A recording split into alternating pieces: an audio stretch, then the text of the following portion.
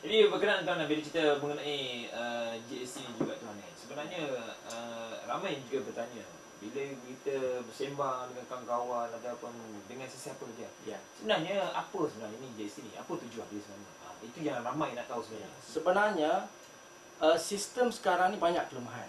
Sistem SST, Sale and Service Tax sekarang ni adalah sistem lama yang telah pun berusia lebih kurang, kalau SST ni sejak tahun 72 dah ada. 72. Mana lebih tua daripada umur saya lah.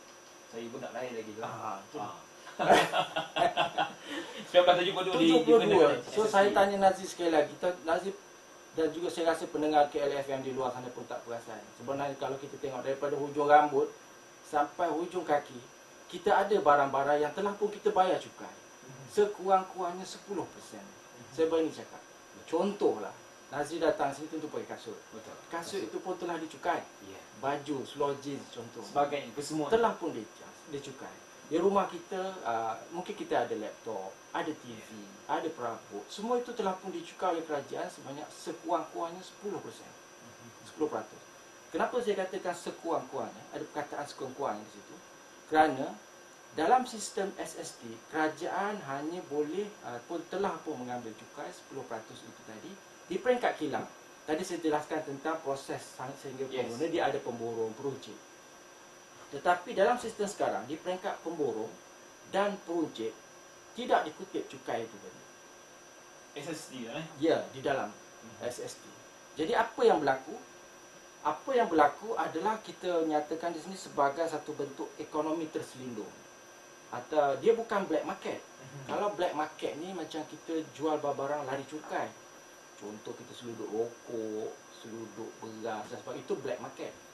Tapi ekonomi terselindung ni adalah apabila pengilang melantik ataupun menubuhkan anak syarikat yang juga sebagai pemborong. Bermakna dia menjual kepada diri dia sendiri. Sebab apa berlaku begini? Kerana apabila cukai itu dikenakan di peringkat kilang sahaja, tidak kepada pemborong, maka kecenderungan akan berlaku pengilang untuk mengisytiharkan harga jualan itu lebih rendah. Contoh begini, kalau dia isytiharkan satu handphone tu harga 1,000 di kilang dia, custom atau kah kutip 10% daripada 1,000. So 10,000 kalilah 10% itu tadi, itulah dia bayar cukai. Tetapi sekiranya 1,000 itu dia isytiharkan sebagai 100 contoh. So dia dah jimat dari segi cukai yang kena ke atas kilang. Tetapi pemborong yang tadinya dikatakan pemborong itu sebenarnya adalah pengilang. Maka di peringkat pemborong dia boleh naikkan balik harga itu kepada harga asal. So nanti nampak tak dia punya trik dia kat situ. So ini kita namakan ekonomi tersembunyi. Dia kerana di peringkat pemborong dalam sistem sekarang kerajaan dah tak kutip lagi. Baik. Jadi kebanyakan ataupun pengilang-pengilang yang diistilahkan tidak jujur boleh melakukan perkara ini. Saya tidak ada data untuk mengatakan berapa banyak, tetapi kerajaan telah hilang berbilion-bilion ringgit kerana aktiviti yang dinamakan ekonomi tersembunyi ini nanti. Dan inilah yang berlaku sekarang berpuluh-puluh tahun. Jadi apabila GST dilaksanakan kelak, tidak ada lagi yang dinamakan kebarangkalian untuk menyembunyikan aktiviti-aktiviti ini, kerana di setiap peringkat tadi saya telah jelaskan bahawa GST ini adalah cukai di setiap peringkat, pengilang kena, pemborong pun kena.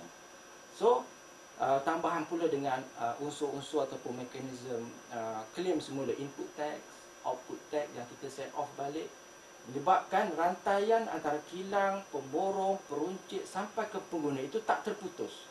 Kerajaan ada track record dia. Bila kerajaan ada track record, bermakna kerajaan juga tahu berapa harga dia beli, berapa harga dia jual, berapa margin dia. Maka ekonomi tersembunyi ini akan terhapuslah perlahan-lahan. Dan inilah juga sebab-sebabnya kenapalah mungkin ada penentangan-penentangan yang kuat terhadap sistem ini.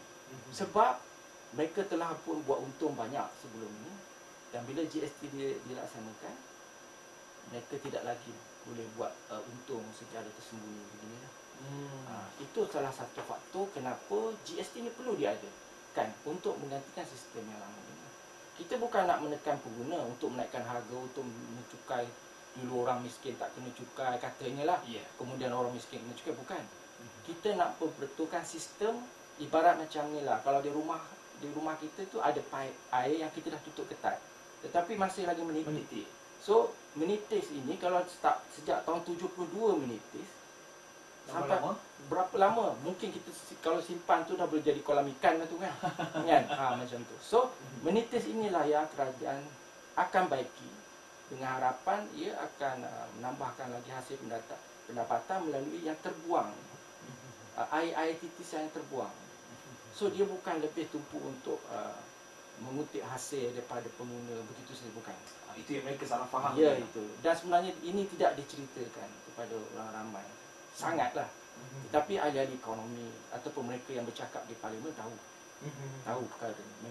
Mereka tidak mau jelaskan kerana mereka tak mau sokong. Jadi kalau yang sokong dia akan jelaskan. Itu sajalah bezanya. Itu perbezaan je. Ya, ya.